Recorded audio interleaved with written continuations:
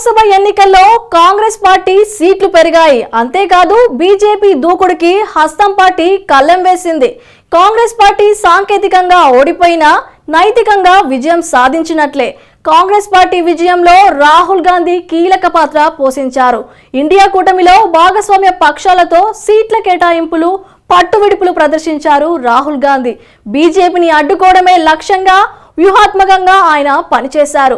లోక్సభ ఎన్నికల్లో రాహుల్ గాంధీ ఎత్తుగడ ఫలించింది. కంచుకోట లాంటి ఉత్తరప్రదేశ్లో ఈసారి బీజేపీ 33 సీట్లకే పరిమితమైంది. మొత్తం 80 నియోజకవర్గాల్లో మెజారిటీ సీట్లు ఇండియా కూటమి గెలుచుకుంది. ఈ గెలుపులో రాహుల్ గాంధీ కీలక పాత్ర పోషించారు.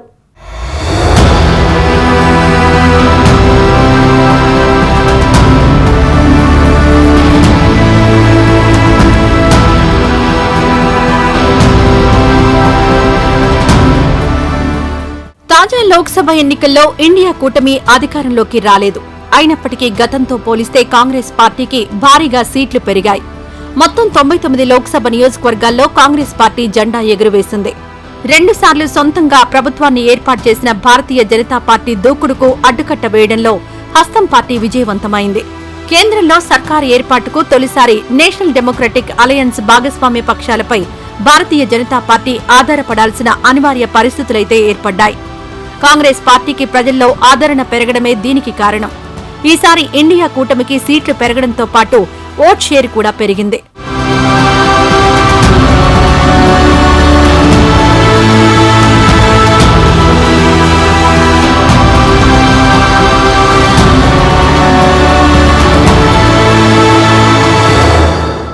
భారతీయ జనతా పార్టీకి ప్రభుత్వాన్ని ఏర్పాటు చేసేటంతటి మ్యాజిక్ ఫిగర్ రాలేదు. దీంతో ప్రధాని నరేంద్ర మోడీ నాయకత్వంలో తొలిసారి కేంద్రంలో సంకీర్ణ ప్రభుత్వం ఏర్పడింది. 2014-2019 సంవత్సరాల్లో కేంద్రంలో సొంతంగా ప్రభుత్వాలు ఏర్పాటు చేయడంతో భారతీయ జనతా పార్టీ ఏం చేసినా చెల్లింది. జాతీయ, అంతర్జాతీయ రాజకీయాలకు సంబంధించి ఎటువంటి నిర్ణయం తీసుకున్నా అడిగే ధైర్యం ఎన్డీఏ కూటమి భాగస్వామ్య పక్షాలకు లేకుండా పోయింది.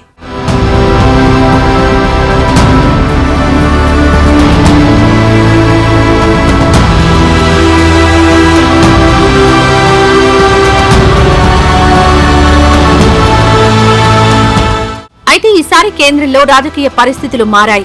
భాగస్వామ్య పక్షాలతో సంప్రదింపులు జరపకుండా, సదరు పక్షాల అంగీకారం లేకుండా నరేంద్ర మోడీ సర్కార్ ఎటువంటి నిర్ణయం తీసుకోలేని అనివార్య పరిస్థితులు ప్రస్తుతం ఏర్పడ్డాయి. ఒక మాటలో చెప్పాలంటే నరేంద్ర మోడీ, అమిత్ షా ద్వయం దూకుడుకు కళ్లాలు పడినట్లే. కాగా తాజా లోక్సభ ఎన్నికల్లో కాంగ్రెస్ పార్టీ 99 సీట్లు తెచ్చుకుంది. ఈసారి రాహుల్ గాంధీ వయస్సెంతో అన్ని సీట్లొస్తాయని ఎన్నికలకు ముందు బీజేపీ అగ్రనాయకులు వెటకారంగా అన్న మాటలను ఈ సందర్భంగా గుర్తు చేసుకోవాలి. కాంగ్రెస్ పార్టీ సీట్లు పెంచడంలో అగ్రనేత రాహుల్ గాంధీ కీలక పాత్ర పోషించారు. కాంగ్రెస్ పార్టీ సాంకేతికంగా ఓడిపోయినా నైతికంగా విజయం సాధించినట్లే. మొత్తానికి రాహుల్ గాంధీ తాజా లోక్సభ ఎన్నికలలో సత్తా చాటారని చెప్పవచ్చు.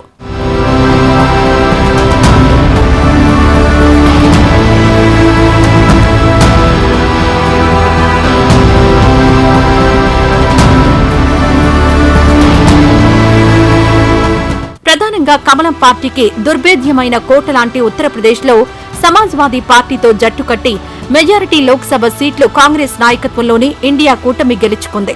ఉత్తరప్రదేశ్లో బీజేపీని 33 సీట్లకు పరిమితం చేయగలిగారు రాహుల్ గాంధీ. ఉత్తరప్రదేశ్లో మొత్తం 80 లోక్సభ నియోజకవర్గాలున్నాయి.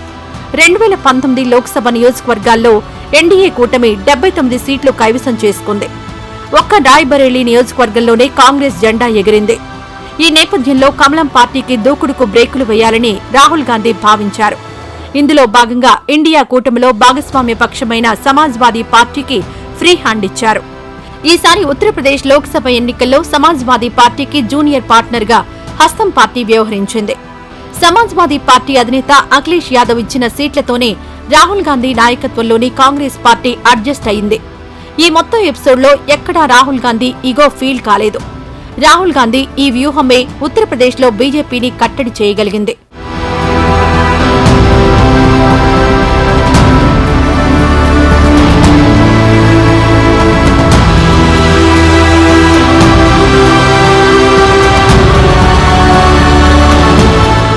ఉత్తరప్రదేశ్ ఒక్కటే కాదు, తమిళనాడులో మొత్తం 39 లోక్సభ నియోజకవర్గాలను ఇండియా కూటమి క్లీన్ స్వీప్ చేసింది.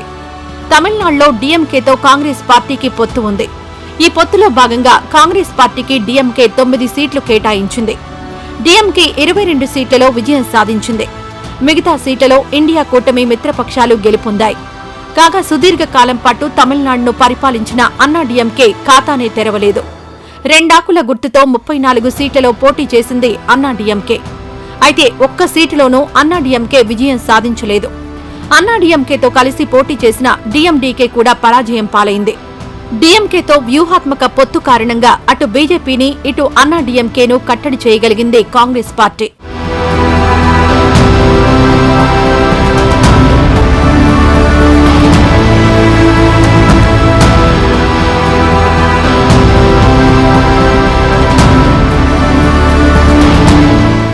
ఉత్తరప్రదేశ్, తమిళనాడులోనే కాదు మిగతా రాష్ట్రాల్లోనూ ఆయా ప్రాంతాల్లో బలమైన బీజేపీయేతర పార్టీలతో కాంగ్రెస్ పార్టీ పొత్తు పెట్టుకుంది. ఈ పొత్తు కారణంగా కొన్ని చోట్ల కాంగ్రెస్ పార్టీకి సీట్లు పెరిగాయి. మరికొన్ని చోట్ల ఇండియా కూటమిలోని భాగస్వామ్య పక్షాలు గెలుపొందాయి. అంతిమంగా బీజేపీకి ప్రభుత్వాన్ని ఏర్పాటు చేసేటంతటి సంఖ్యాబలం కరువైంది. ఇదంతా రాహుల్ గాంధీ చూపిన పరిణతి ఫలితమే అంటున్నారు రాజకీయ పరిశీలకులు.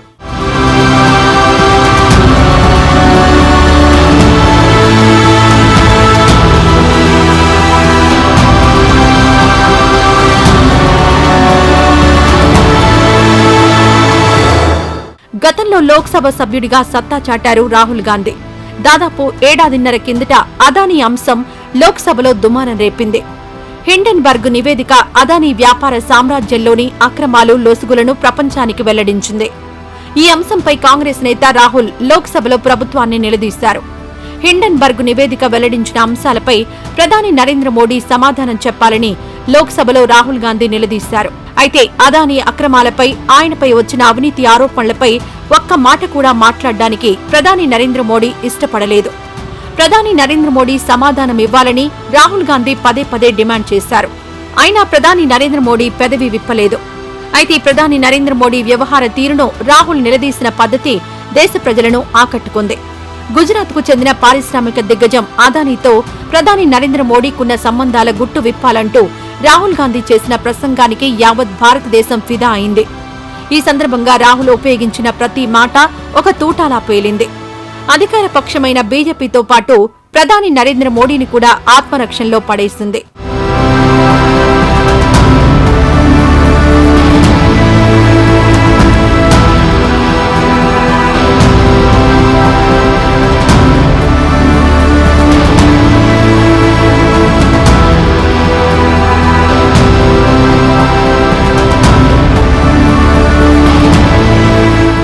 అదానీ అంశం ఒక్కటే కాదు, మణిపూర్ హింస నేపథ్యంలో ప్రతిపక్షాలు ప్రవేశపెట్టిన అవిశ్వాస తీర్మానంపై కూడా రాహుల్ గాంధీ చేసిన ప్రసంగం అందరినీ ఆకట్టుకుంది.